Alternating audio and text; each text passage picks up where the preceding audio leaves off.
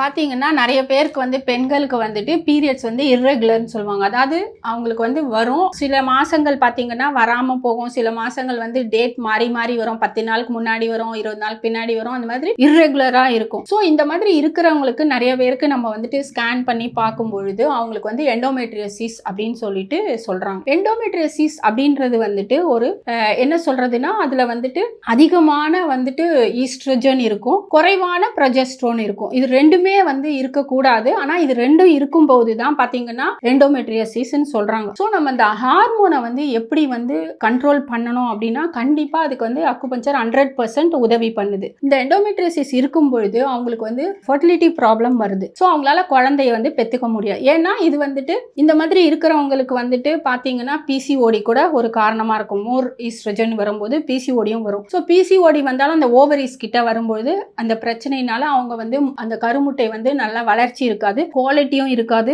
So அவங்களால குழந்தை பெற்றுக்கிறதுல பிரச்சனைகள் வர செய்யுது. ஸோ இந்த எண்டோமெட்ரியோசிஸ் வந்துட்டு அலோபதி படி அதை வந்து சிஸ்ட் அந்த எடுக்கிறாங்க, பிளஸ் வேற என்னெல்லாமோ பண்றாங்க. பட் இதெல்லாம் எதுவுமே பண்ணாம நம்ம அக்குபஞ்சர்ல சரிப்படுத்த முடியும். என்னன்னா நம்ம வந்துட்டு அந்த ஈஸ்ட்ரோஜனை வந்து நம்ம வந்து என்ன பண்ணணும்னா குறைக்கணும், அதே மாதிரி ப்ரொஜெஸ்ட்ரோனை வந்து இன்க்ரீஸ் பண்ணணும். இது யாரால முடியும்னா கண்டிப்பா அக்குபஞ்சர் இதுக்கு 100% ஹெல்ப் பண்ணுது. இதனால ஈஸ்ட்ரோஜன் வந்து எப்படி இந்த மாதிரி ஆகுது அப்படின்னு நீங்க தெரிஞ்சுக்கணும்னு நினைச்சீங்கன்னா கண்டிப்பா எனக்கு கால் பண்ணுங்க. இந்த பிரச்சனை வந்து ஈஸியா சரி பண்ணக்கூடியது. நிறைய பேருக்கு, நூற்றுக்கணக்கான பேருக்கு இந்த எண்டோமெட்ரியோசிஸ் சரிப்படுத்தி இருக்கும். அதனால நீங்க வந்துட்டு கவலைப்படாம இந்த அக்குபஞ்சர் ட்ரீட்மெண்ட் எடுத்துக்கோங்க.